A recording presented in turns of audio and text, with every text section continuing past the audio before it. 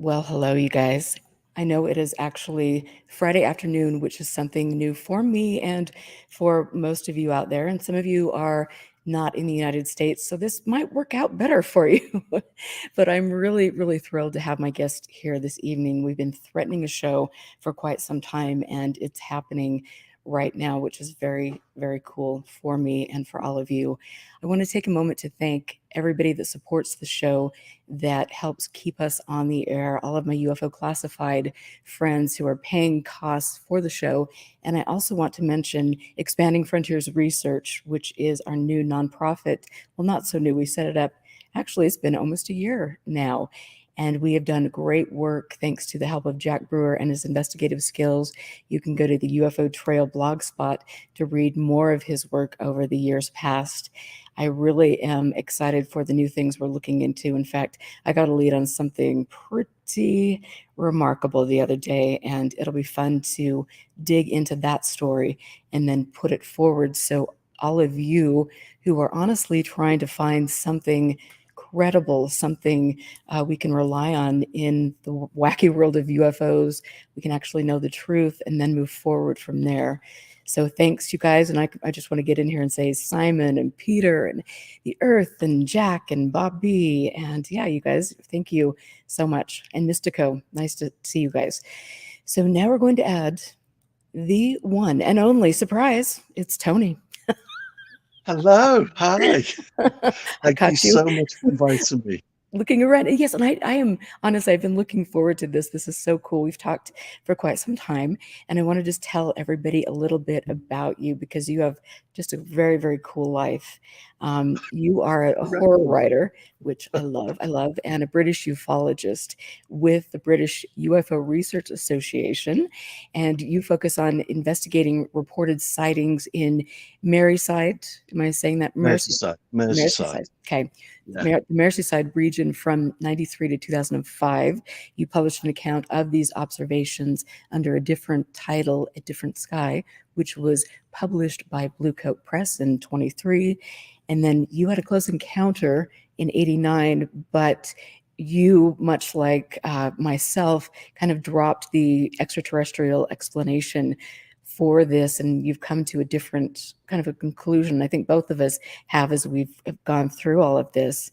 And then you're also a museum curator of I can't even speak English.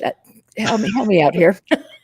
There's ethnography and there's ethnology, and Yes, it's about thank the you. study of people, Okay, basically. yes, thank you. That's in a This, I'm nutshell. telling you, this is what happens if it's early in the day. I'm just haven't warmed I'm up my sorry. lips. It's quite special. So I want to, first of all, thank you for being here.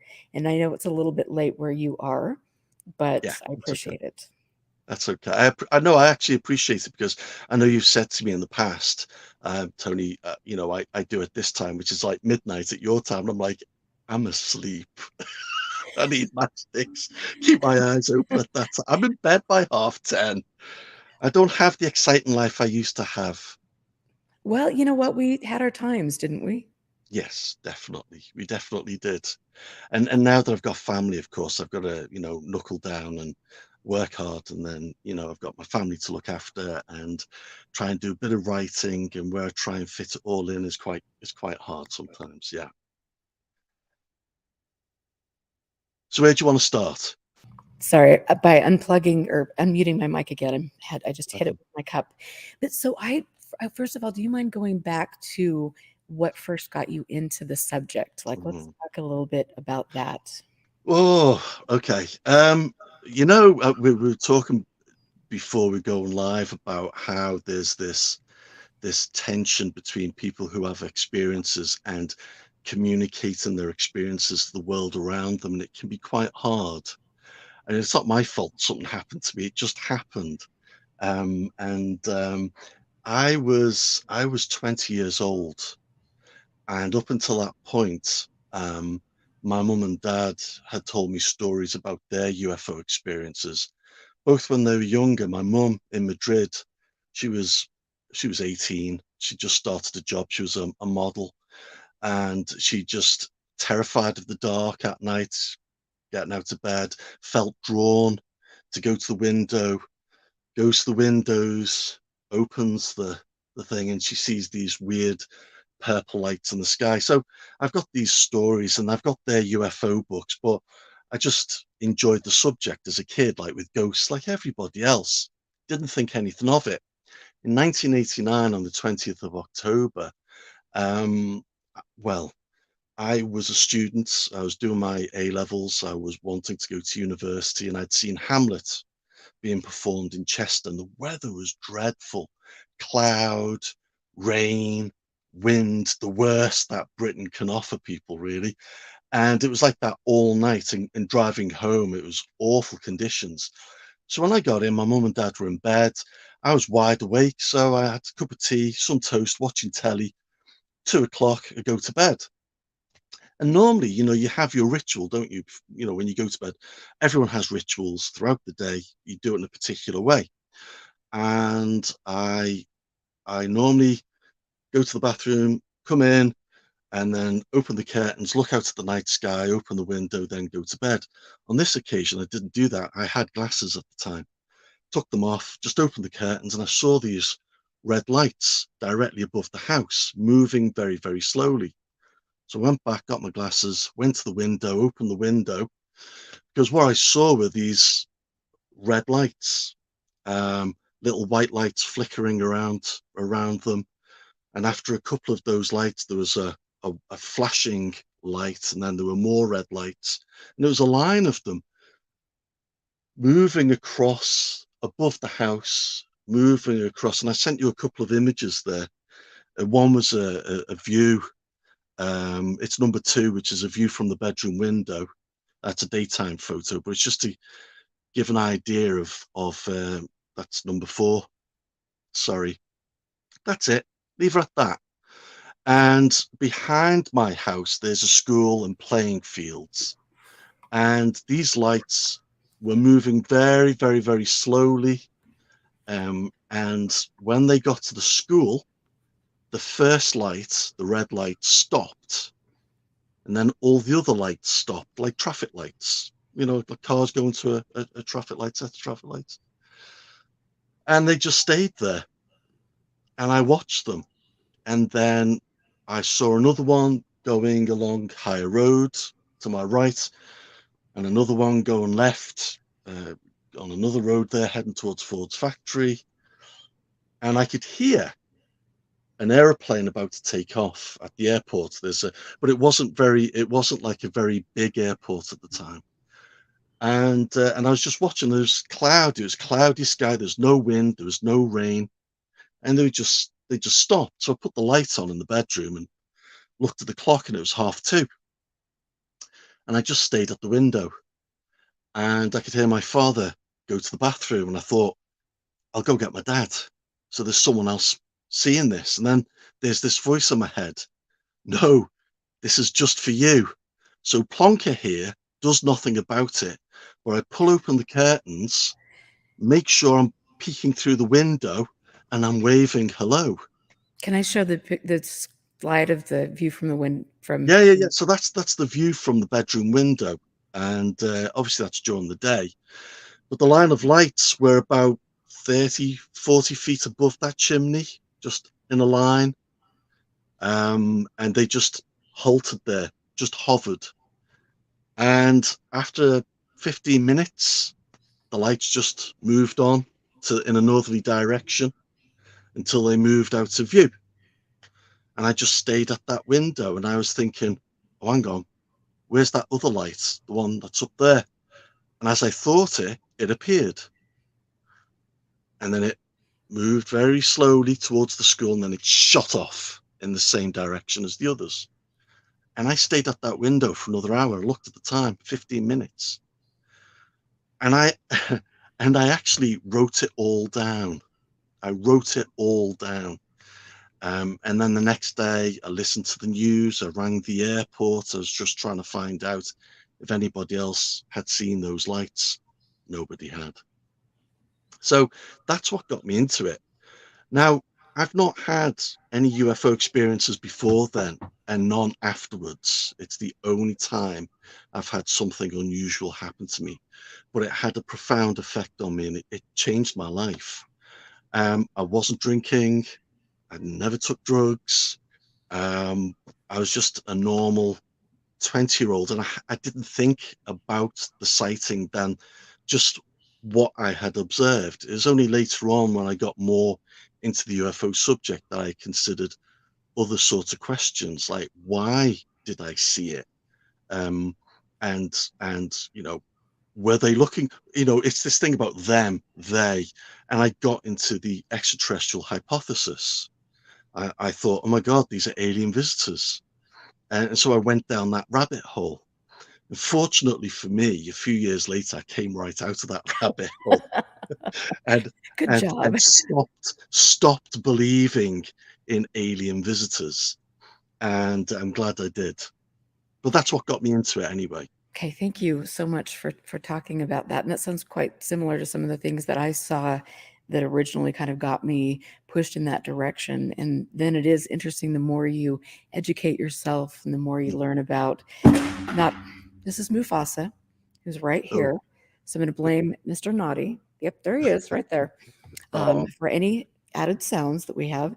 But, I mean, it's like you go down, whether it was a helicopter, a plane, whatever it was that we were seeing, um, something in us triggered in that moment yeah. and pushed us forward to go down the path that we have. And I don't regret that path. I mean, there are a couple rabbit holes I wish I could have, stayed out Mm, of, but that's okay. I mean, I've learned so much about the world, about astronomy, about mm. all of these things that have really enriched me as a human being. Yeah, very much so. And it's the same. I mean, like, sometimes I wonder, do I regret having that experience? But then I think, well, it's really enriched my life. And because of that encounter, I've met some really wonderful people who I'm still in touch with and I'm still friends with. And it's lovely to have them in my life still. So you got to think of the pros rather than the cons. And the ridicule I've just had to live with all my life. So not so much now, because I don't talk about it as much now. I haven't talked about this or about the UFO subject since 2012. Wow. I've been a hermit. Well, I feel very honored that you're talking I about don't it, know. because it's just, we've had private conversations, and I mean, I love the thoughts that you share with me, and I think they're important. And I know how, it's like you just get to the point where you think, okay, I really, I need to step away. I've got a life, I've got a family, I've got a job. And the ridicule factor is definitely something that is unfortunate. And when you look at the current situation that we see going on over here in America, it's like, Mm, really no wonder people are ridiculing this subject. And it's yeah. really unfortunate that, that we allow these people to continue to steer a narrative and get a hold of the media and really discredit all the work that good people have done. But it's a church, and a church needs its priests, and that's exactly what they are. And in this subject, most people are believers in the ETH. I sort of pondered this the other day, and I was thinking, you know, the amount of reports around the world from normal down to earth people seeing very strange things, and if those things are alien visitors, this is like an intergalactic tourist trade. I mean, there must be spaceships coming and going all the time.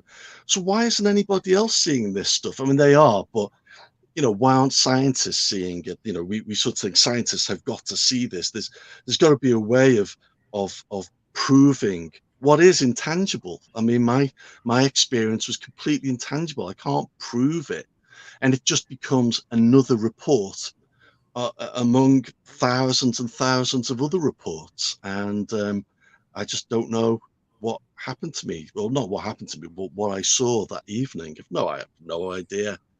And I sort of, for me, the UFO phenomena is earthbound, and it's about people. And what I love about the subject is the ability to be able to tell stories that are relevant for our era today. And I think that's other academics would see it in that way as well. They would see these narratives as echoing those in the 19th century, where there was a religious slant, and people maybe have finding meaning and purpose in those stories. Well, we have those same needs today. We're just addressing them with different types of stories. That's all. They reflect society's fears and anxieties. The Cold War hasn't gone away. It's just wrapped up in another form.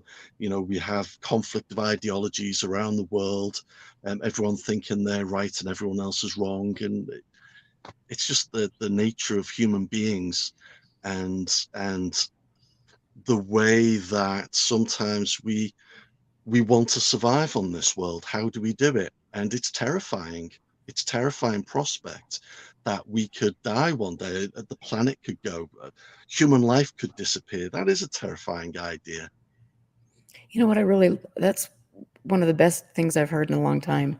I think that's a very eloquent way and profound way that you frame that. So, thank you for that. It really is true. And it does, we get, all these increases in anxiety and people are seeing more. And then, now, unfortunately, with the age of the internet, it's, information, bad information, good information travels so quickly, and you just don't understand what you're getting. And then you get there. I believe that there's more of a trap to become kind of indoctrinated into these cults.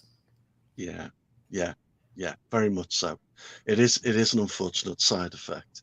Um, I mean, looking at things like, I mean, what the circus show in the States at the moment with intelligence officers and government documentation is fascinating. It really is fascinating, but it's incredible, too incredible, and it's all hearsay.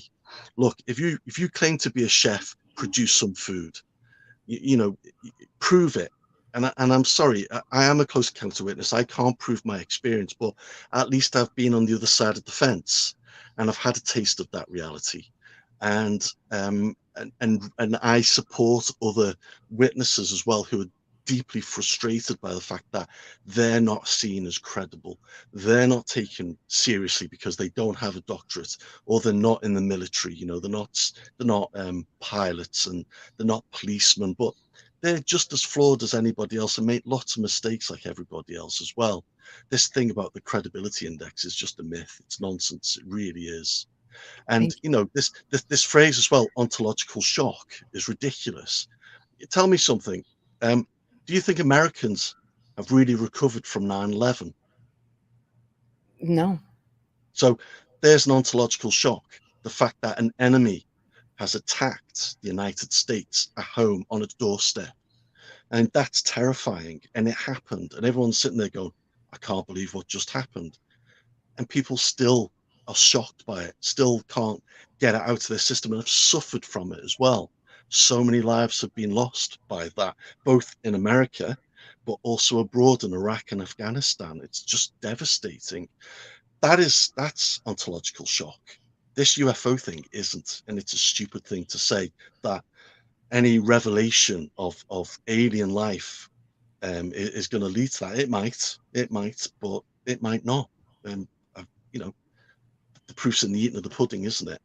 Right. And I would dare say that, the people that are bringing the most important message of humankind to light certainly wouldn't be Jeremy Corbell and George Knapp, or, some I of would these suspect. promotional, I mean, people that are steering, grifting, and so I think that's one thing that people just need to get a handle on. This would not be leaks, and all of this stuff wouldn't be happening at the hands No, of these people. And no. if there were leaks, these people would be in prison. So Yeah, very much so. Didn't Louis Elizondo just quit his job? And David I, didn't David Grosh just quit his job as well at a mhm, young age from a mhm, good job? mhm, Is that not suspicious? But people don't like asking questions. There's no critical thinking in right. place. You know, why are you coming forward as a whistleblower? What's your agenda? I actually feel sorry for David Grush because I think he's been used, and I feel sorry for him. He seems like a nice chap. But I think he's picked the wrong sort of people to hang around with. And no offense to the likes of George Knapp, Jeremy Corbell, I'm sure they're lovely people as well, but they have agendas because they're part of the entertainment industry and making their money that way. and lots of other people in the church are doing exactly the same thing. Absolutely. And I think, that the impression I did get when I watched uh, David Grush talk about this, I mean, I don't know, and I could be completely wrong. I've been wrong before, but I too got the idea that he was fed information that he probably, I don't know, that he got caught up in a con, and Yeah. it happens, and these people are very skilled at indoctrinating people. Well, when he started spouting the story about the capture of the craft from 1933 Italy, that story comes from Nazi mythology. And there's a book that discusses that. Jason Calavito talks about it. I mean, just it's on his website, and he talks about it a lot. I mean, I like Jason. He's one of the good guys, and we need more people like him and Mick West. We need people like that in the subject to stir the pot, to sort of get rid of the nonsense, because underneath the nonsense, then you can start looking at the UFO subject proper and looking at some proper data, some witness data, looking at the experiences and seeing what they're trying to really say to us about humankind. That's what interests me. And I'm not saying that, these are imagined, there's nothing to these experiences. I do believe there's something else happening. There's something real. I just don't know what it is. I don't know. There you go. I Bit of know, honesty for you. exactly. No, I think And I've that's not been wonderful. paid. Yay. No, I think I love that, because it's like there are, I mean, both of us, like I said, we've been through our time, our quickening, like the shamanic dismemberment, whatever we've gone through. And it's been, for me, it was pretty destructive, but it's also been, as I kind of work my way out of it, it's been very empowering Mm, to have all these kind of, I guess, security blankets ripped away from you, and to, yeah, to get thrust into all this stuff, and then to see things very, very clearly. And I think that's a great, it'll be a great life lesson for me in yeah. many, many ways. So I hope that other people, and I know other people, are also seeing through some of the flawed stories and seeing the greater agenda of specific people and groups. So But but it's a magic trick, Erica. It's designed to deceive you. The magic is happening here, but really we should be looking over here. And that's perfect storytelling. Just hide the monster, keep it away from you until the last moment.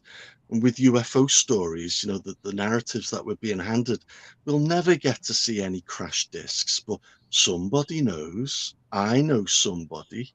I've spoken to somebody who said this. Oh, what's that? It's just a story. And you go back to the old ways of people telling a story, and they say, I know someone that told me this the other day. right, And it's true.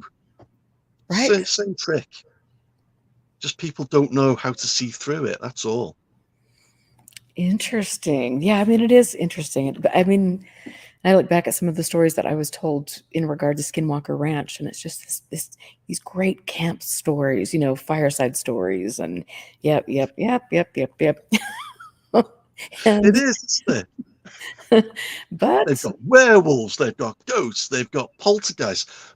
Let's get some money from the government to investigate these things. That's a good idea. God, and I'd love to do that.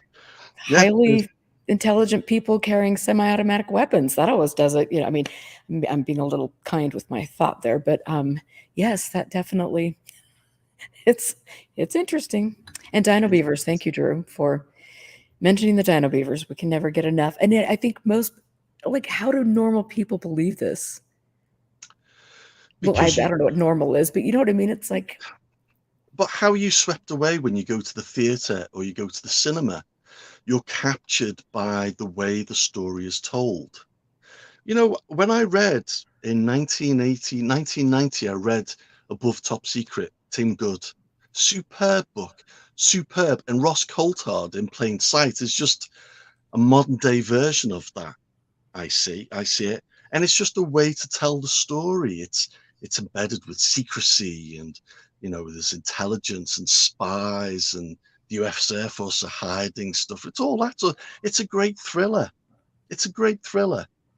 But people, people love those stories and they can't get enough of them. So give them more. And that's what the CIA do, folks. They create documents and film footage and events, and yeah, it's just, yeah. So how does that? So over here in America, we know it's a little special clown show, and the Great Wizard of Oz is behind his curtain, and his little puppets and flying monkeys are, wandering to and fro, inserting narratives here and there. But like, Yeah. tell us what like the scene is over where you are. I think we're just focused on you guys because you're providing the entertainment. We're just sitting there with the popcorn going, hey, nice one. What's happening next? This wouldn't happen on our doorstep. But actually, in Wales, there's the Penturk. I'm probably pronouncing that wrong because it's a Welsh name. But there is a claim by a lady, I can't remember her name, who believes that the British military are covering up the recovery of a crashed spaceship in Wales, and it wasn't. It was a military exercise, and it doesn't matter what sort of evidence is provided. It's not. It's a cover-up. It's the same thing, and so there's that. People don't stop talking about Rendlesham, so that becomes another myth like Roswell. And to tell you the truth, I'm really bored to death of Rendlesham. Um, I bet. but Nick Redfern's book on Rendlesham really tickled me pink because I thought that was brilliant. Looking at Rendlesham as some form of military exercise, and people hadn't really explored that properly before. And I thought Nick Redfern did a really good job of that. So my I do my too. hat off to you, Nick. It's brilliant. Yeah, but that's it. I mean, to be honest, we're still collecting UFO reports before, and it's the same thing. Not flying triangles. We're getting many balls of light, distant lights in the sky, which are low priority cases. We don't get many close encounter cases being reported. And we do get a lot of videos and photographs for analysis because that's a service we provide for a donation of £5, which is quite cheap actually for It professional is. analysis. Absolutely. And we find some really interesting things there. But I'm not the best person to talk about that because that's not my skill set. I'd be crap talking about photo analysis. I can just talk to you about the stuff that I've done.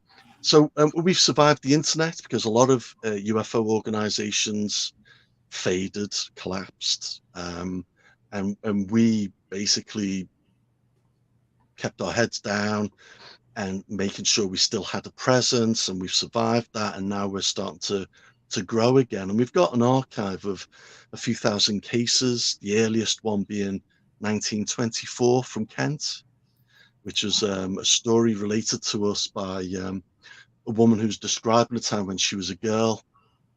It was by her house playing with a friend, and she saw this orangey pink disc move slowly. This is during the day as well. It's a daytime sighting, but it was a disc that was moving slowly over the sky for about a minute, like this, and it had a twin tail, and it moved slowly, and then it went to view and terrified them. And that's the earliest story we have, 1924. Wow. It's good going, hasn't it? That But we're is not like MUFON. amazing. But we're not like MUFON, with thousands of members and rich in money. But they are very much steered towards the extraterrestrial hypothesis.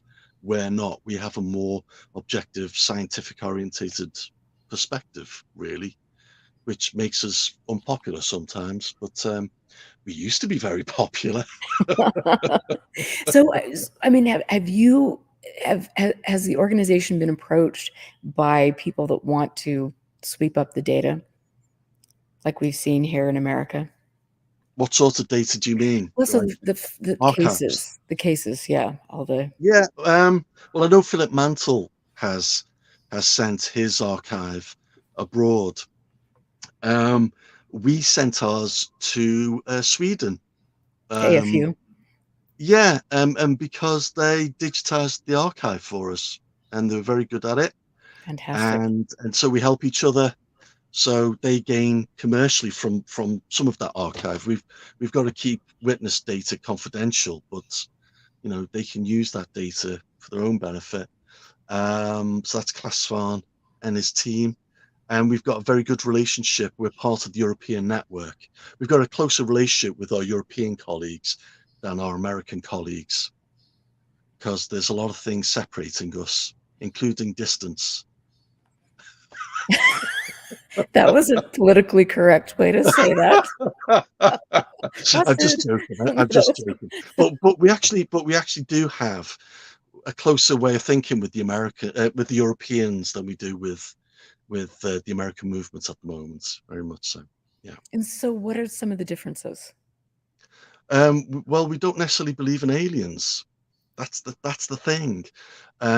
Vicente Juan Olmos Ballester, a Spanish researcher, has just published a book, The Reliability of Witness Studies, which is about 600 pages in length, and it's crossing different disciplines, and it's talking about different research that's been done recently. And I almost contributed a chapter to that, and I pulled out the last moment. And the reason I did that was because I wasn't sure I had the consent from the likes of Alex Kuhl, sorry, who's a psychologist at the University of Salzburg, who um, co-founded the Anamnesis project with Ken Phillips. That was back in the 80s. And that's quite an interesting study of witnesses rather than a study of UFOs. It's a study of people. And it was more my bag, looking at the psychosocial Mhm. explanation for UFO encounters. And I know you've heard my lecture, God help you, I love it. um, from 2012, where I was talking about shamanism and how UFO experiences could be interpreted in that way.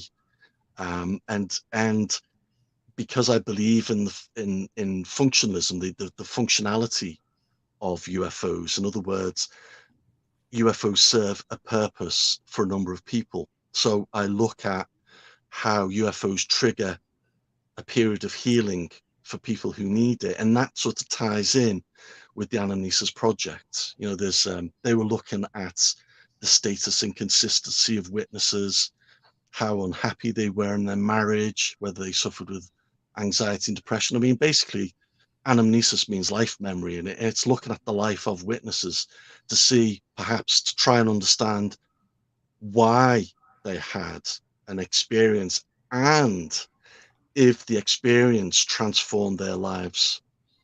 And so I look at UFOs as an agent of change, really. That's where I look at. I And really I, like and I that. think, these, if we're talking about altered state of consciousness, I think that's very much part of it. And it explains a lot of things, but it doesn't account for every sighting, and I might just be wrong. Who knows? But I mean, that just sounds so much more grounded than anything, where you're over here at a UFO conference, and I know, I'm sure this happens all over the world at different conferences, but you have, a couple of people that are telling you to come to their group abductee meeting or group experiencer meeting, and telling them that their claims mean that they're special people and they have got gifts, and that, I mean, just, and they're, I don't know, it's just, that's kind of a, it's not helpful, and it's not healthy. So I Actually, appreciate the way you're we're looking actually, at it. we're actually, so there's 2 points that you just reminded me of there. One of them is witness study groups. So from the 80s, 90s, before um, held, or should I say facilitated, witness study groups. So it was close encounter witnesses, mainly what later became known as abductees, would come together and confidentially, and would sort of reassure one another that they were normal people and that their experiences were shared. That other people were having the same sort of experiences, and that emotionally, they had the same frustrations, the same level of anger. And some of them actually claimed like Elsie Oakenson, for example. She's the famous British example. After her UFO encounter, she actually became a psychic healer. And the idea of shamanism is that you ride to the spirit world to bring back something to help the community, and it could be healing, or it could be finding the cause of misfortune, but it's really for the benefit of society. And I think some UFO witnesses do that perfectly. So I think those sorts of claims are quite. I think they're. I think they're perfect. I think that's the role. But yeah, I think the woo woo goes a bit really out there, doesn't it? But I do find some of that really interesting. If you, instead of looking at abductions as alien kidnapping stories, and those sorts of things existed in the 19th century and early 20th century weird tales, if you sort of look at them differently, you see a different narrative.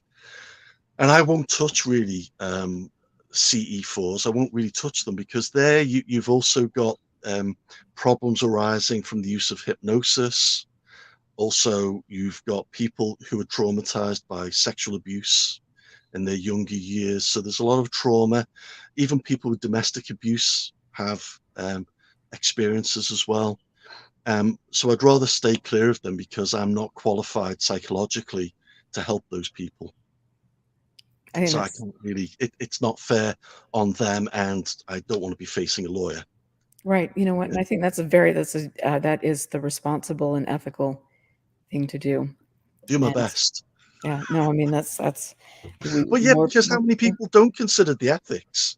Right. Well, 99% of people, everybody over here, I hate to say it, but I mean, and that's the thing that just always breaks my heart, like, and I tell this story so much on my show, but just walking by the early morning group hypnosis sessions and seeing how vulnerable some of these people are and how Yeah, they're being really led astray, and that's damaging. It's not empowering. And so I definitely, I always tell people if they have an experience to kind of keep it close to their vest and write a journal like you did, and then yeah. find your own meaning, or years later find an explanation, but know that something happened, and then write down the events in your life that were taking place surrounding that experience. And I think those things are very powerful, especially if you don't reach to others to find a meaning for your experience. I've definitely disappointed people when talking to them. One lady came to me in Exeter, talking to me about her encounter was responsible for her heightened intelligence.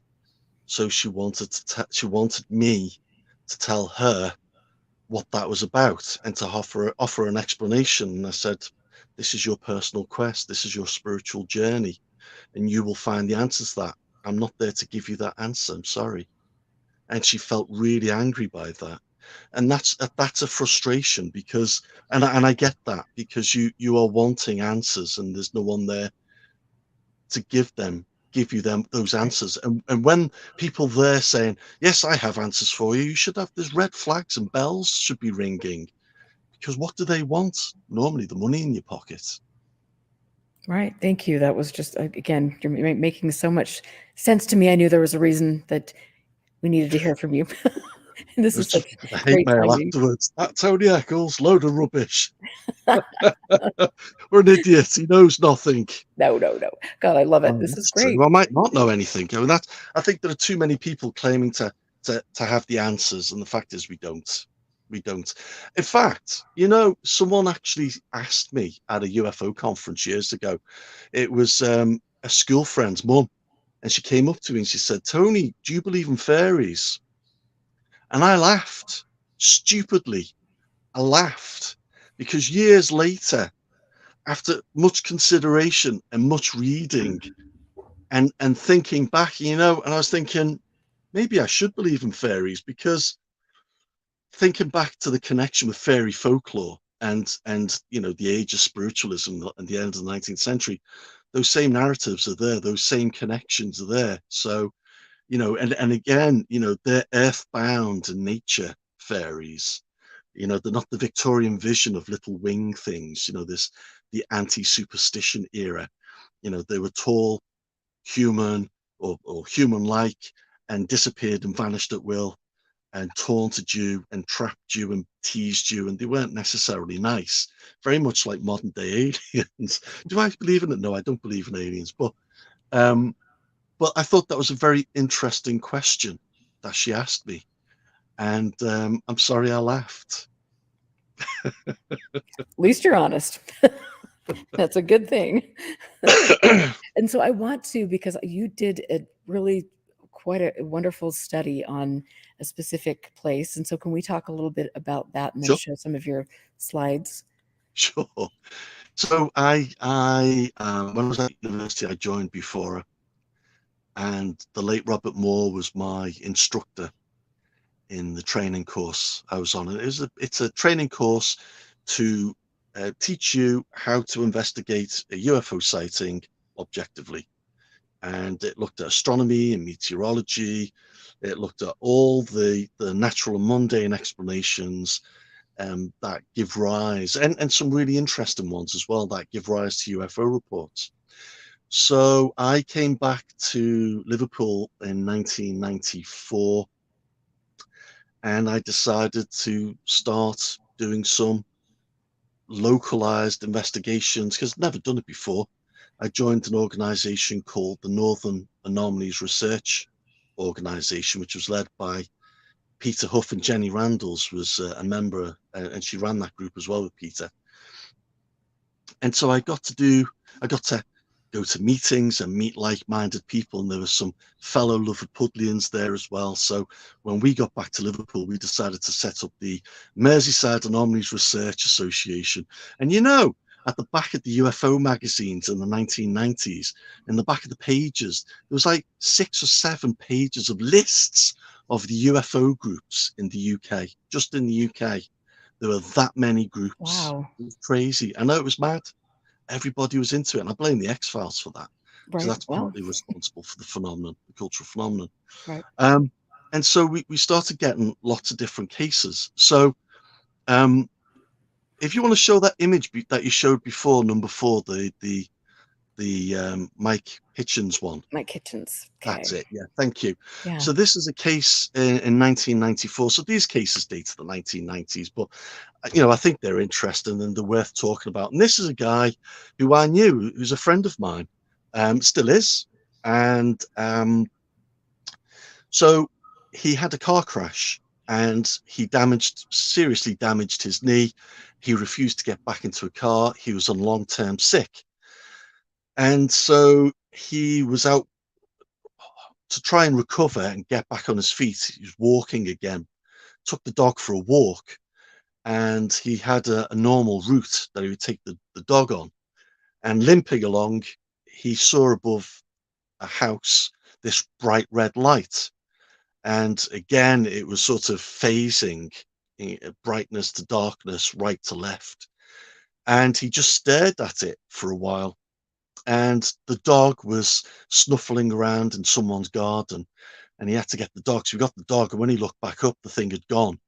And you know, I don't believe it's an alien craft or anything like that. I think that's a projection of his own mind, and I think, in my opinion only, just my humble opinion, I think that's something that triggered a period of healing for him, because soon after then, you know, he didn't have counselling, but he was on Prozac. He was on a 6-month course of Prozac. He decided to take up Tai Chi to help physically strengthen his body. Eventually, he did get back into a car, and but he wasn't happy with his job. And when I was interviewing him soon after his sighting, and then we were talking because I knew him, we stayed in touch, and he was ticking the same boxes that the Anamnesis witnesses were ticking. So that I was seeing the same sort of pattern, and I was like, right, you'll do for this body of work. I'm going to take this data and see if I can do a modern, you know, a new version of Anamnesis. I just don't have the psychologist with me, looking at witnesses and doing Rorschach tests and all that sort of thing. I didn't do any of that. Um, and the nice thing about him was that After he got back on his feet, he felt the need to change his job because it was rubbish. He wasn't happy. He was deeply unhappy. Something else had happened to him early in his life which had traumatized him, and he'd only just talked about it. It was also about his identity as well. And so this conversation became a very honest, very sensitive conversation for him, and he trusted me with it. And you know, I sort of I value it, the trust that he had in me. And his life changed, and he moved abroad and found a new job in the tourist industry, and he's doing very well, and he's happy. But something had to give in his life, and nothing was changing. And it was at the time that that red light appeared then. And it might just be coincidence, it might just be coincidence. But I just feel that there's something there. I've always criticized researchers saying they're forcing data into their theory, and I might just be doing the same. So I'm just going to be as open-minded and say I don't know, but look, it's a possibility. So there's that. And there's another witness, Helen, who was in the car with her family, and I haven't got a picture to show this, but she had seen in the 1990s a flying triangle that was in the sky directly above the car, and it was a daytime sighting, and it scared the family. And after then, she was sick, and she had cancer, and she got the treatment for it, but she saw the same thing again just prior to her getting treatment. And then she received the treatment and she healed. But both of them, sometime later, forgot about their UFO experience because they just forgot about it, served its purpose, didn't mean anything anymore. So they were quite happy to forget about it. And I find that quite interesting because for someone like me, some poor sod like me, I still think about it and it's still on my mind. And I'm thinking, why? Why did I have to be there? Why did I see this? Is there a purpose, or was I just in the right time, the right place? What does it mean? And I don't want to go down that hole. I just have to let it go. But it's really hard. It is. It is. Thank So you. so I'm just sorry. I've got the images on here. So I've got three images, which is the Robert Shaw. Can you see that column with 5 lights? That's it. Thank you. So this is December 1994, Christmas, and he's this chap Robert, young man. He is looking out of the window. He's listening to some music. He's going to go to his sister's to see Christmas in, and he sees these lights descending about 100 feet away. 100 feet away, there's just wild land. It's just on the edge of the River Mersey. It's in Urmston and Manchester. And he sees these lights descend, a column of lights, red lights, and they descend. And he decides to go outside, and he goes out, puts his coat on, and he has this instinct to just turn back. There's something quite scary about going forward anymore. So he decides to turn around and go home, and he doesn't remember anything else of that evening. Now, his sister told me that she called him and asked, "Where the hell are you? There's a taxi outside waiting for you." And he was on the phone to her, but he doesn't remember being on the phone. And she said he sounded really odd on the phone. He just seemed really distracted, like he wasn't really paying attention. He doesn't remember it. So he was having his experience whilst on the phone. And I can't account for that. He can't account for it. But he woke up fully dressed. Now, the investigator at the time, won't mention their name, but decided that they should undergo hypnotic regression. And he was an artist. He could draw. And so he drew this grey, what's termed greys, Is but it was this a big, but it was, no, not that one. That was the okay? next one. The Okay. first one was more of a portrait. Okay. And then he ripped it up and he said, "I don't know what that is." And he had this regression. And the hypnotherapist was asking him lots and lots of questions. The UFO researcher was asking lots of questions. And he said, "I'm not allowed to tell you. There's just stuff I can't tell you." Now, afterwards, he said to me, that therapy session meant nothing. It has absolutely nothing to, don't recall any of that. That's just silly. The lights descended and I went blank and that was it. I wasn't abducted. And he drew for me then this other picture, which is the one you can show, Okay. of this column with the aliens at the bottom. Now that is quite significant because that for me is organic in nature and it has meaning for him. It's something in his mind that has purpose and meaning. I can't interpret it. I'm not a psychologist. You can look at Jung. Carl Jung has a lot to say about Hmm. symbology and this sort of thing. And it's about being wholesome again as an individual. Because after this, he decided to go back to the church because he felt quite being separated from his faith. He felt quite lost. So he went back to the church and he was happy. And you know what I did? A couple of years ago, I contacted him and I said, "How are you? Are you okay?" He said, "Yeah, I'm really happy, Tony. It's lovely to hear from you." I said, "I won't keep you long because we haven't been in touch." I said, "Can I ask you something?" I said, "Are you having any strange encounters? Are you seeing any UFOs? Has anything changed since that time?" He said, "No." I said, "I've gone back to the church and I have a family. I'm perfectly happy. I've got the job I want. I'm okay." And it's this thing again about UFO witnesses finding their way in life after their encounter. This status inconsistency, it's correcting that. It's like the road is broken and then the UFO experiences fixes that road and sets them on a new path. And I think from a functionalist perspective, that for me makes sense for some of these sightings. Now you show the next picture, which is in the field. Okay, so that's the witness on the right hand side with his sister. The one in the ground is Alicia Lee, who asked me. Now she's the Manchester investigator from Narrow, and she's a very good friend, and she asked me to help. So I took some soil samples, but bearing in mind, we examined the site 9 months later, which is useless. It's a waste of time. We should have been on site the next day or 2 days later at the most, because you can't pick up any useful information and say, "Oh yeah, that accounts, that's part of the experience." It makes no sense whatsoever. So that is a lesson in how to waste time and how not to do things. Okay. But I found that really interesting because all of the witnesses I mentioned so far are very, very sincere. And in fact, Erica, I interviewed for the book, I had interviewed over 100 people, and 3 of them were hoaxes. Wow. 2 of them might have been spinning a yarn. And I'll talk about one of them in a minute.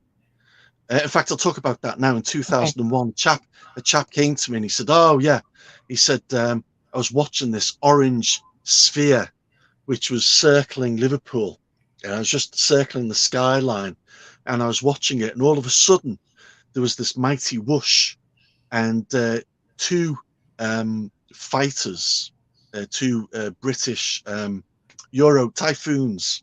No, not typhoons. It was before the typhoon. Um, but 2 fighters anyway chased after it, trying to bracket it, one at the front and one at the back. And also he noticed. Then he said they all shot off together. And then he said in the sky there was another aircraft with a radar dome on the top circling the sky.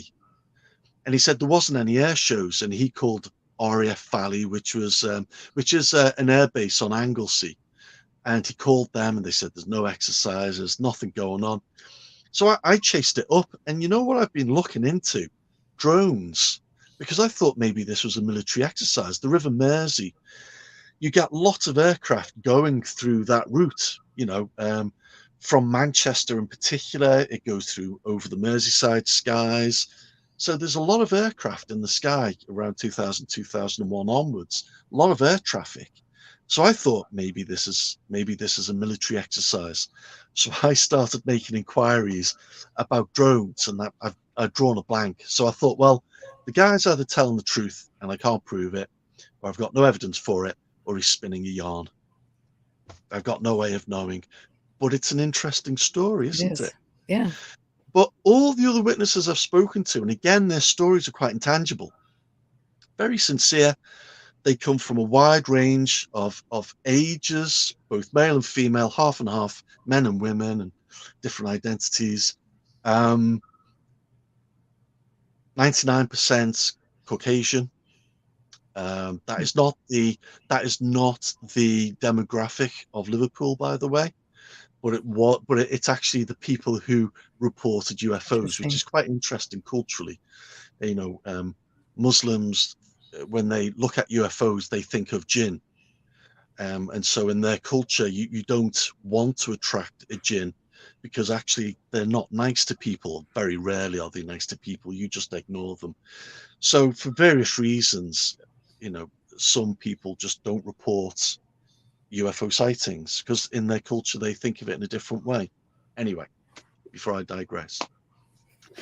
So we have other witnesses who have a variety of jobs, variety of professions. So, you know, at the beginning where I was talking about this credibility index, Hmm. that list of people I'd spoken to, I'd interviewed, half of them would have been part of that index. But, you know, the housewife, the normal students, they're all credible. They've got nothing to lose by coming forward and telling me their zany story about what they'd seen. It happened to them. They've seen it. They have nothing to gain by. If anything, they've been ridiculed by the press if they go to the press. Right. So they tend not to. And in fact, I advise people not to go to the press. Anyway, I'm not going to digress. Let's go to number 6. Okay. M53. So this is 1995. Okay, so this is an Irish family coming back to their home in Everton, and they have to go along the Wirral on the M53. They're driving in the early hours of the morning, and before they get to the Wallasey Tunnel, they see this oval shape which is brightly lit, a double row of lights, and it's in the distance, but they think maybe that has something to do with the Tower restaurant. If you look at the Liverpool skyline, Radio City occupies this tower. It's a very strange shape, but it looks like a flying saucer on a huge tower.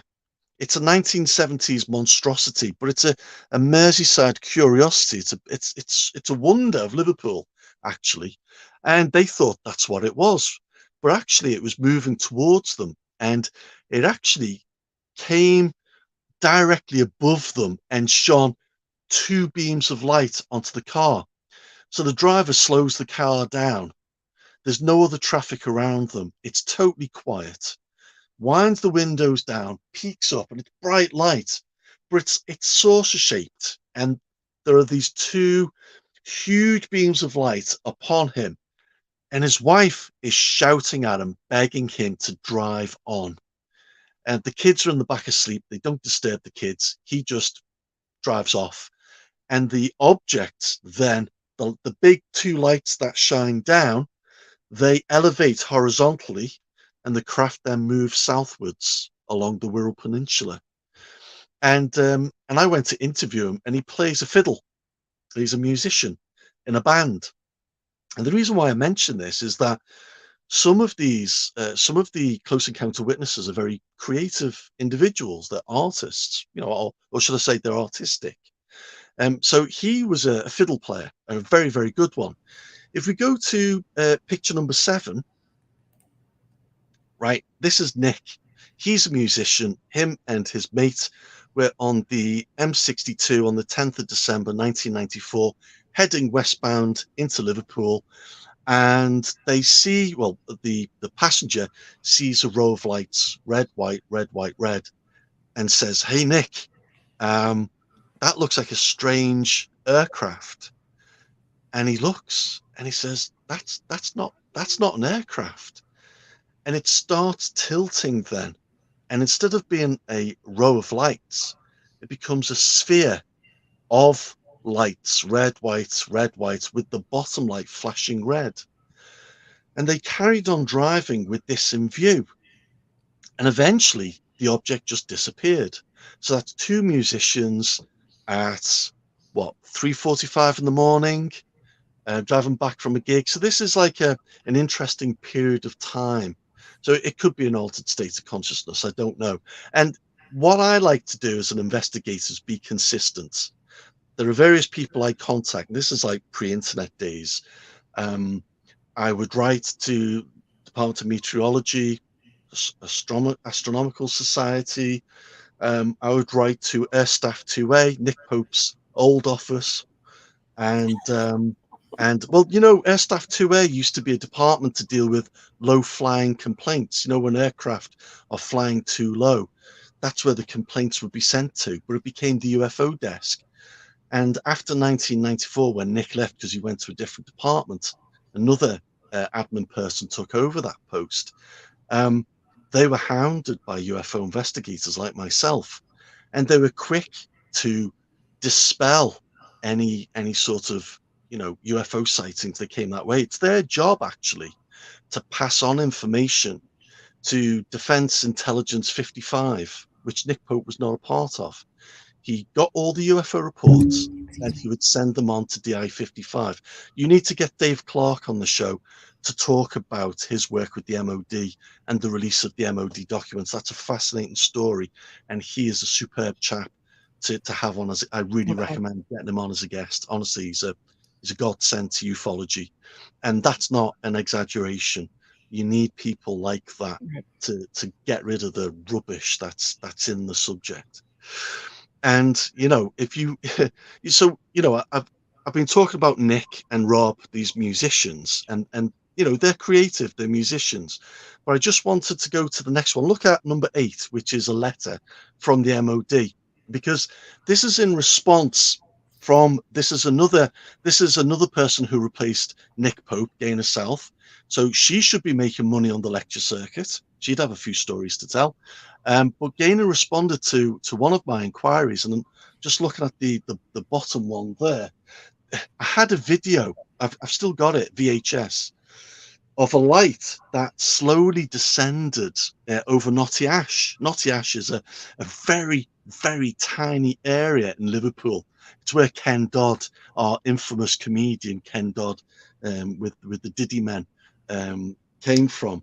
And this young lad, got a video camera aimed at a light, which is not a planet, not a star. Checked all that information out, and the light then descended. I'm just wondering whether it was a flare or something, but it descended and then disappeared. So it was only for a few minutes. But that letter says that it was a flight of F-16 aircraft. British don't have F-16, the Americans do, and that would have been in Suffolk. Not in the northwest. So basically, we know at this period, the UFO desk was trying to get rid of UFO people like myself. They saw us as a nuisance. Okay. Right? Now, I'd actually written to the Civil Aviation Authority about this same thing. And so they forwarded my letter to Air Staff 2A. So Gaynor, not remembering that letter she sent me another letter saying it was oh yes, it was a flight of F-111s over Merseyside. And I was like, oh, this is bollocks, come on, this is just performance now, this is nonsense. So that's what it revealed to me. Air Staff 2A was a desk that acquired UFO reports until it was stopped. It was asked by the MOD to stop collecting UFO reports in 2013, I think was when the desk was closed.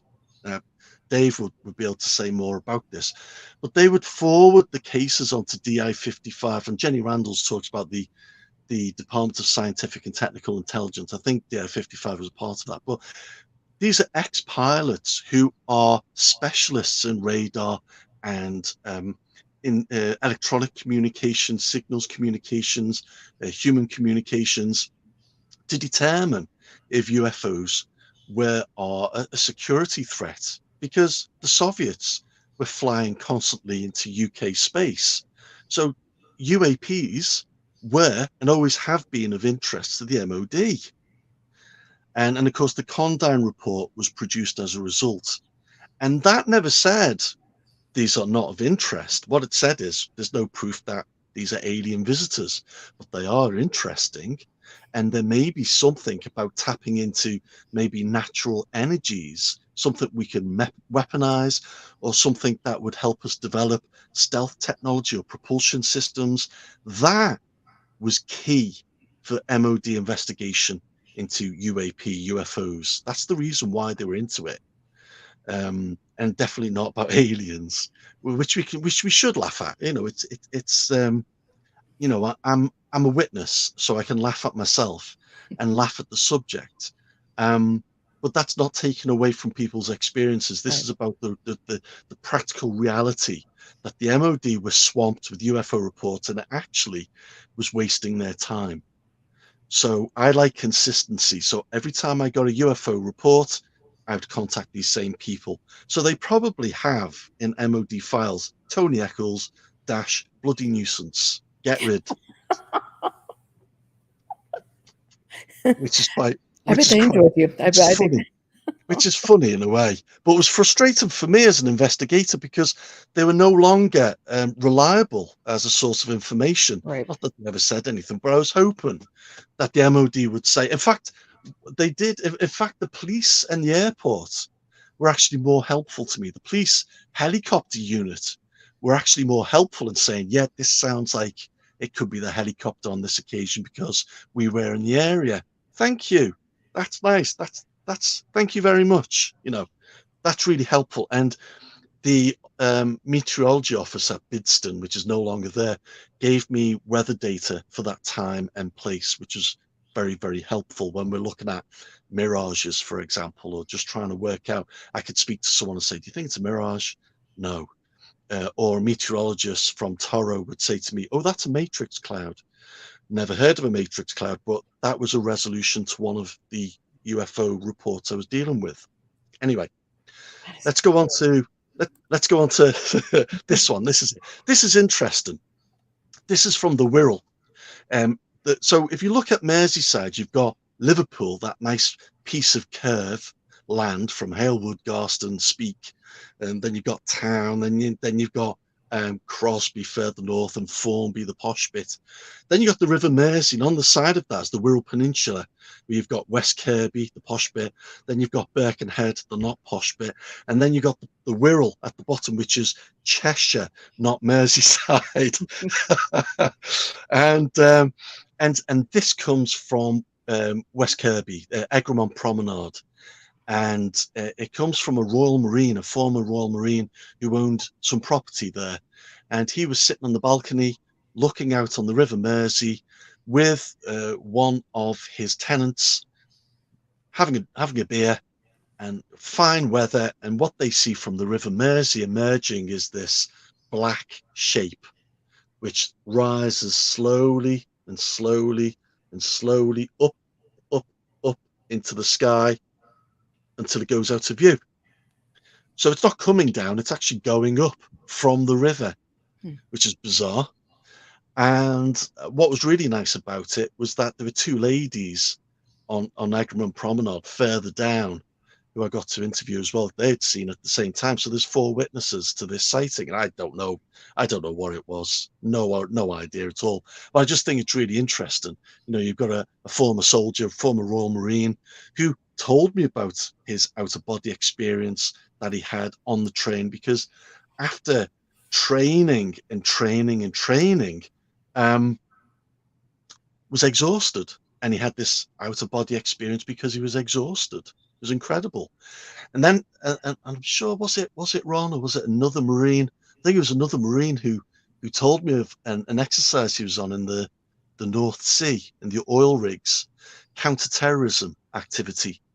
And the Marines got onto the Royal, so there were ships involved, and it was a proper exercise to protect British industry, British interests, and our wealth, basically, in oil. And they had seen a flying triangle, and the exercise had to be halted. Now, it's just hearsay. I've just got this soldier's account, and I've not been able to verify it. But I just thought it's an interesting story that the military exercise was halted, that the soldiers had to come back, and they were debriefed, and that's as much as he could say. Hmm. So I just found that very, very interesting. Um, Fascinating. so, um, so the reason why I need to go back before I go off on a tangent, I was talking about some witnesses being autistic, and I was talking about this housewife, and I'm not making a joke about it. One of them made cakes, and another one collected pigs. They just were humans are magpies. They love shiny, shiny things, don't they? And one of them made cakes and was a very talented cake maker. That's housewife number one. She had her UFO account. And then another one collected pigs. And when I went into a house, there were shelves and shelves and shelves and shelves of pigs. Go figure. But people like different things, don't Right. they? Yep. But it's about how the mind works and how people are attracted to certain things, and how our creativeness is expressed. And in 2004, after my book was published, Different Sky, I was approached by an artist called Francesco Iodici. I think he's a professor now, a bigwig in the art world. And he took part in the Liverpool Biennial 2004. So this was the first time I was involved in an international art festival, but in the subject of Cool. UFOs. Oh, That's wow. it was fun. That is so Um, cool. well, what Francesco did was brilliant. He was doing the second part of a project called Natura, Nature, and it was the Mersey River, the Mersey Valley case. So it was about people and landscape. So the first one was set in Italy, where in this village a group of old men and women got up, went into the woods and disappeared. So it's based on true account. And the second one was about UFOs in Merseyside. And what he did was he interviewed a number of the witnesses, basically the ones I've talked about, Nick and the guy who did the fiddle and the lady with the cake and the lady with the pigs, and talk about all their experiences. And he got them to draw their encounter, what they saw, and he framed it and put it up like an artwork. And then he incorporated their statements into a documentary, basically to show how the bizarre can be normal, how the normal can be bizarre. And he was juxtaposing UFO witnesses, which were normally stigmatized and seen, ridiculed as being nutters. They came across very, very normal. And yet, when you look at the astronomer he interviewed, he's eccentric. You know, he should be what you would term as a UFO witness. You know, the big rim glasses, and he's just typical academic, very, very eccentric, and that sort of stereotype was actually an academic. And I thought that was a really interesting piece of work. And then my participation, and I thought this was taking the mickey a bit, but actually it was really good fun, and I'm so glad I did it. I got a minibus and invited members of the public who wanted to participate in this project to come with me on a UFO tour of Merseyside. Oh, how fun. So I would take them to the places where these witnesses had seen stuff and tell them stories. And my dad came along. God Oh, that's so awesome. love him with his camera. This is my son. I'm very proud. That's so cool. Oh, how cute. But it was fantastic. We celebrated. I couldn't make the gallery opening that night, but it was a really good celebration. And I've not had the chance to thank Francesco. So if he's watching, thank you. It was brilliant. And it was held at the Open Eye Gallery. I think it's on Bold Street. I think that's where it is. Yeah, it was. It was superb. And I loved the biennial. Someone else had a little miniature sub that traversed the River Mersey. Art can be so much fun and meaningful and evoke the emotion. And that's why I guess I'm a curator, is because I love people. People fascinate me, and art has a way of being able to convey that which cannot be conveyed, especially by words, conveyed by Absolutely. emotion or sight or something, smell. That's interesting, you know. So anyway, that's why I wanted to really just talk about this thing about why we need to re-examine how we look at UFO witnesses and forget the ridicule and forget aliens and forget spaceships, forget that idea. That's myth. you know, if you want to read those stories, and I write UFO stories. I mean, my last one was in 2021 about the apple, and anyway, crossing boundaries. It's always about crossing boundaries, liminality, and that sort of stuff. And so, you know, I want to go back to studying witnesses and produce a contemporary anamnesis project in respect of the late Ken Phillips, this and Alex Kuehl, who put their heads together and thought, let's study people and see what it is about them that makes them tick and that validates their experience. And does it have meaning for the rest of us as well? What can we learn from them? Actually, if you go to the last one, 13, you know, that table. Let's see. Okay. Let me find the book. Not that one, the next one. That's it. Now, that comes from this book. This is a David and Therese Barclay book, Ufology for the 21st Century. And this was published in 1993, and it's got Robert Moore's. This is the first Robert Moore article I read, God bless him. And I'm sorry he's gone, because he's actually one of Britain's best ufologists. And he taught me an awful lot. And in this is Ken Phillips' article on anamnesis. And this chart comes from that very book. I'm going to put my reading glasses on. I'm going to look like a, God, I'm old. Sorry about this. Oh, I can see. Wonderful. And if you have a look on the list, these are the sorts of questions they were looking at. Now, they had three groups they were working with: UFO witnesses, witnesses with paranormal phenomena, what they call ESP type group, and a control group, just to show the difference in the data. And you know, you look at things like depression and anxiety, that ranks low. And if you look at things like asking them questions about their home life, they're not happy with marriage, not happy with work, but again, it's half and half. What is relevant is experiencing ESP is high for both. And also when we look at the importance of life and spirituality, and then at the bottom, change in life after observation, that rates highly as well, more so for the UFO witnesses than for the psychic group, and negligible for the control group. So I think they've hit onto something really interesting there. And what I want to do, if I can do it, to honor their work, is to do something similar to that, ask the same questions and see if I can produce the same data. Because, you know, decade after decade, society changes. But I just wonder if this witness data will change. And Oh, so what I'd like to ask witnesses is, don't go to the press, don't go online and tell your story there. Come to the British UFO Research Association. We'll treat your statements with respect. We'll keep you anonymous. And don't forget, all the names I've mentioned today they're not the real names of the witnesses. I've just given them those names. But come to me and talk to me about your experience. And you can contact me via the Bufora website, which is Bufora, BUFORA.org.uk. It's an old website. It's falling down. It's coming off its hinges. We're going to fix that. And we're a volunteer organisation, but there's a means of contacting us. And I'd be very, very happy to email you and chat any way you want in private. It's not a problem. I won't make it public, but I do want to just start collecting data again.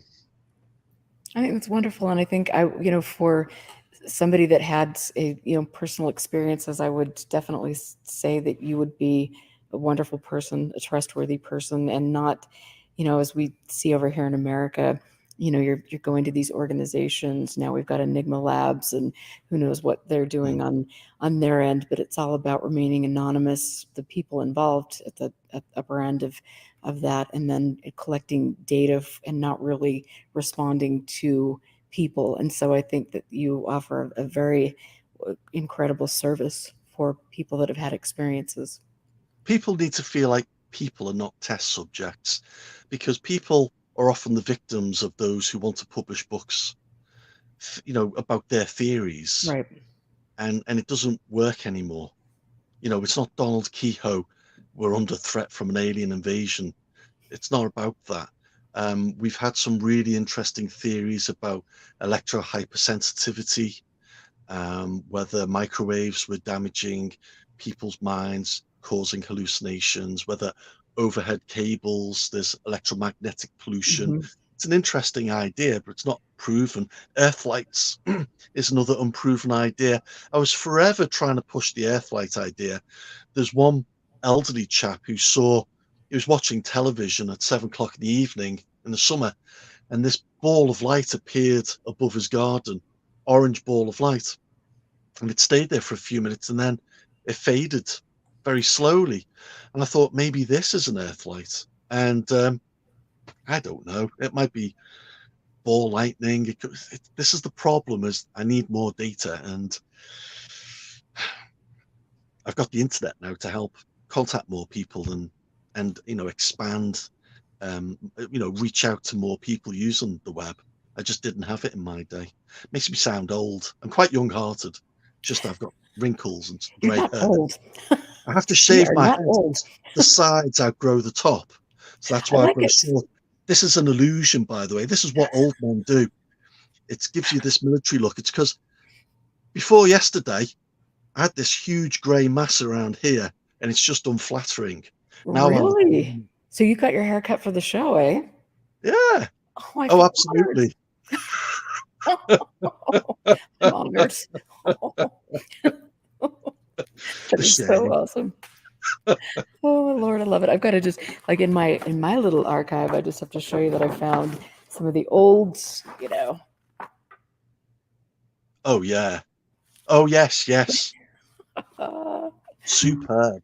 no, I love it. I don't have nearly enough of these, but I mean, it's so fascinating, and it's so refreshing to talk to somebody who's not in our country, because you have, like you mentioned, people over in Europe, and look at kind of what the goings ons here in America, and are, yeah, get the popcorn.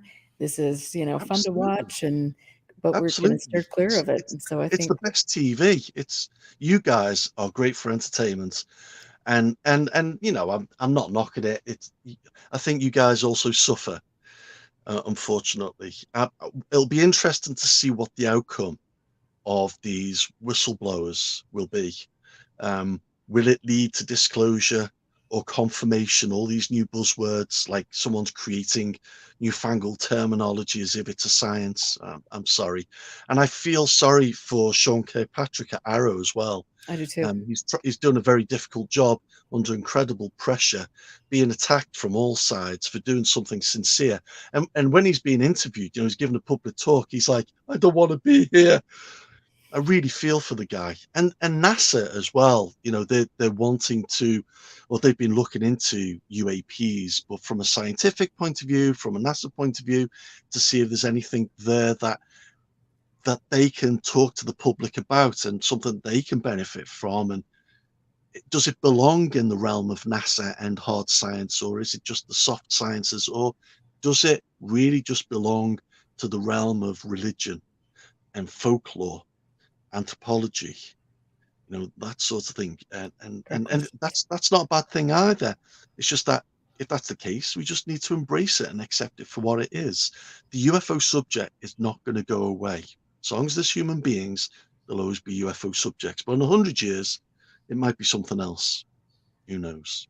I like that. You have so many wonderful thoughts, and I really appreciate you saying that about Kirkpatrick and NASA. That was really, I mean, it should be alarming, I think, to all of us who care about other people, and the integrity, or whatever we want to call it, of this subject or witnesses. To have people that are blatantly going out and threatening, doxing, behaving in the way that this group of people has behaved while hiding behind anonymity is really disturbing. And as a result of that behavior, people are, I'm sure that the people in the right places are monitoring social media for this type of behavior. So way to go, guys. Way to put, UFO Twitter on the out there for everybody to monitor and look at. So, and It's these are criminal. serious things.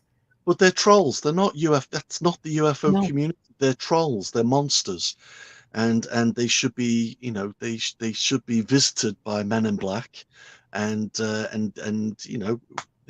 silenced properly, because what they're doing is damaging the subject in many different ways, as you said. And the people in the official capacity, will they want to investigate UAPs in the future, given what they're experiencing now? Chances are they won't. I Right. wonder if this is a way that they're going to kill professional inquiry into the subject.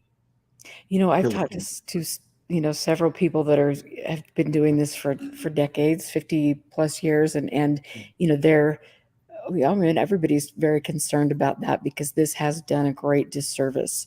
And this is probably one of the bigger moments in the history of the subject where we're having this, okay, this could be the end of Yeah. this subject. And so for all of you people out there that are that care about it, then you have to make sure you are not, I would like I recommend so many times, don't get on UFO Twitter, find other avenues, let the little trolls just fade away, Mm, don't engage, and let yeah. the proper channels handle the threats to other people in at NASA and things, because it's this kind of a do or die moment, I think, for the subject, to be Yeah, honest.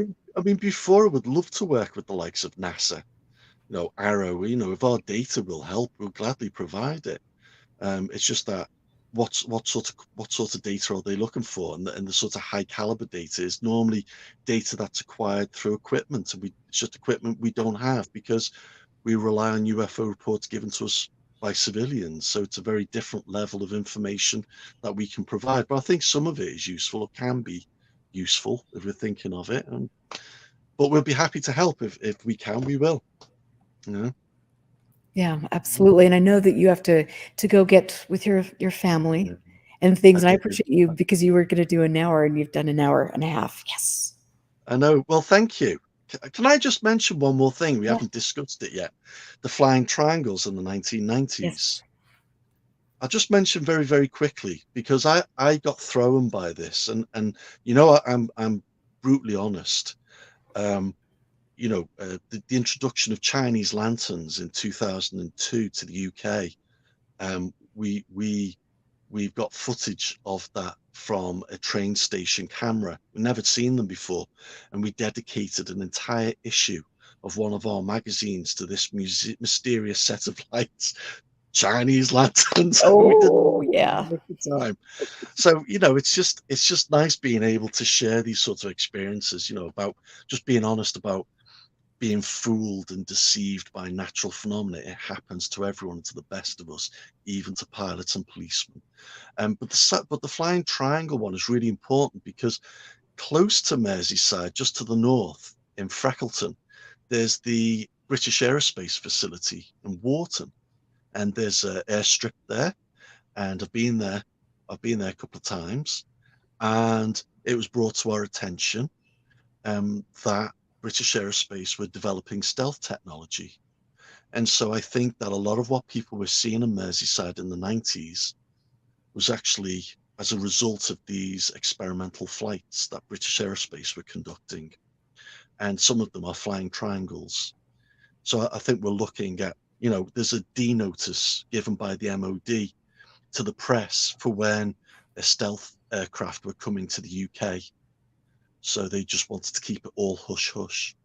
So I am aware as a researcher that the military presence in Merseyside is quite big, and the chances are that they're responsible for a good number of those sightings, even though some of the witnesses reported seeing flying triangle the size of star destroyers from Star Wars, these huge flying machines as big as that. Um, there's misperception and all sorts of flawed aberrations that happens when people are observing something new. And I must say they weren't exactly the best observers, reliable observers anyway. They were a bit dodgy. But the military presence certainly was there in Merseyside. Anyway, I'll shut up now. No, no, no. This is fascinating. I mean, We did text her. Did you know about this? What do you think of this? We finally done the show. But thank you so much. I I was been really appreciate the opportunity of actually having a chat with you and chatting to you face to face. And thank you. Love Oh, it. thank you. This has been just delightful. It's been, yeah, I really, really appreciate it. And it's just so much fun to learn from you and to hear your experiences. And I hope I've been threatening on Twitter that I'm going to take a trip over your way. And so I told Michael that I might come to Wales and I might have to stop in and see you and just do a big tour. And I might never come back to the United States. I don't know. Well, you should just come to the UK and experience the culture. Go from region to region, expose yourself to the different accents, see if you can pronounce Llanfair, Gillian, Go Go Goch. See if you can. I'm You up should, for it. you should, you Oh, should come to the UK and just get a slice of it and experience it. You'll love it. You I really love will. the UK. I've been over there twice now, and I want to go. I just want to go over there and spend a lot of time. In fact, I was over there the last time, and I was with Gary King, and we went to the Anstey Crop Circle. I mean, I think you and I had a chat about that a while ago, maybe. But Yeah, yeah, that was, I have memories, and I totally, and Michael, I might not pronounce it, but that's okay. I'll work on it in private. But yeah, so I need to get back over there. I love it. I yeah, love the you should. people. I love the landscape. I don't know, it's fun. So I'll just prepare for me over there. Yeah, well, it'd be good to see you when you do come over. Let me Yeah, know. yeah, absolutely. That would be See you wonderful. around. And Yeah. so I want to kind of have people watch your video on shamanism. So where would be, I mean, if I don't It's a want to put very you on the fuzzy spot. video of me reading from my notes. So you can go to YouTube and there's the Before channel, and I listed the documentaries I could do. I did that over COVID. What did you do over COVID when you weren't working? I went into the archive and transferred old videos and audio files, and you can find two of my lectures there. If you're interested in looking at the idea of shamanism and close encounters, it's there. But again, it's just to open up a conversation. So I'll be happy to talk to experts and learn more from their experience. But I've spoken to Michael Harner, and I've spoken to a few other people as well, and it has weight.